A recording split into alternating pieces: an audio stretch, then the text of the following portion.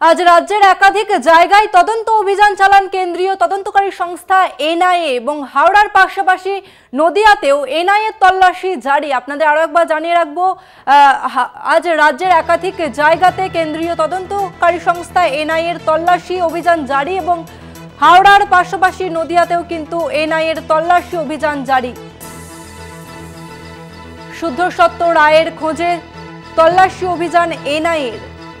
মৌলানা আজাদ কলেজের বাণিজ্য বিভাগের ছাত্র শুদ্ধ সত্য রায় এবং তারই খোঁজে কেন্দ্রীয় তদন্তকারী দল এনআইএ। 3 বছর আগেই ঘর ছাড়েন তিনি, এমনটাই কিন্তু জানা যাচ্ছে এবং সেই বাড়িতেই কিন্তু এনআইএর দল তারা গিয়েছেন এবং তারই খোঁজে গিয়েছেন। হাওড়া কেদার ভট্টাচার্য রোডে এনআইএর তল্লাশি, অর্থাৎ রাজ্য জুড়ে এনআইএর তল্লাশি এবং শুদ্ধ সত্য রায়ের খোঁজেও তল্লাশি অভিযান এনআইএর।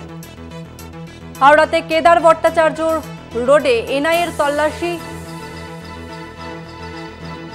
এ নিয়ে আরো বিস্তারিত জানবো, আমাদের সঙ্গে রয়েছে প্রতিনিধি জগন্নাথ সামন্ত। জগন্নাথ, ঠিক কি কারণে এনআইএর এই তল্লাশি কি জানতে পারছো? দেখে মাওবাদী সন্দেহে জড়িত রয়েছে বলে এনআইএর তদন্তে ধরা পড়েছে এবং এনআইএ তদন্ত নেবে। আজকে হাওড়ার চ্যাটার্জি থানার এলাকা কেদার ভট্টাচার্য রোডে এনআইএ তদন্ত চলছিল। ইতিমধ্যেই তদন্ত করে তল্লাশি করে চলে গেছে। বাড়িতে তল্লাশি চালিয়েছে, এখান থেকে মোবাইল এবং বেশ কিছু নথি এবং বই উদ্ধার করে নিয়ে গেছে। 3 বছর আগে এই বাড়িতে এসেছিল এবং তার বাবা যেটা জানাচ্ছে যে প্রায় এখানে আসে এবং 2-1 দিন থেকে আবার চলে যায়। সব মাওবাদী সন্দেহে জড়িত থাকায় এই এনআইএ তল্লাশি এবং এই তল্লাশির জন্যই হাওড়ার এই বাড়িতে এসে দীর্ঘক্ষণ তল্লাশি চালিয়েছে। মোবাইলটা যেটা ছিল ব্যবহার করতো, সেই মোবাইলটাই নিয়ে যাওয়া হয়েছে এবং তার কিছু নথিপত্র সঙ্গে নিয়ে যাওয়া হয়েছে।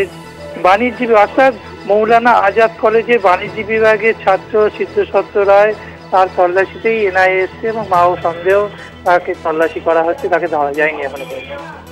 ধন্যবাদ তোমাকে জগন্নাথ সামন্ত। আমরা কথা বললাম প্রতিনিধি জগন্নাথ সামন্তে। হাওড়াতে এনআইএ তল্লাশি জারি, হাওড়া কেদার ভট্টাচার্য রোডে এনআইএর তল্লাশি।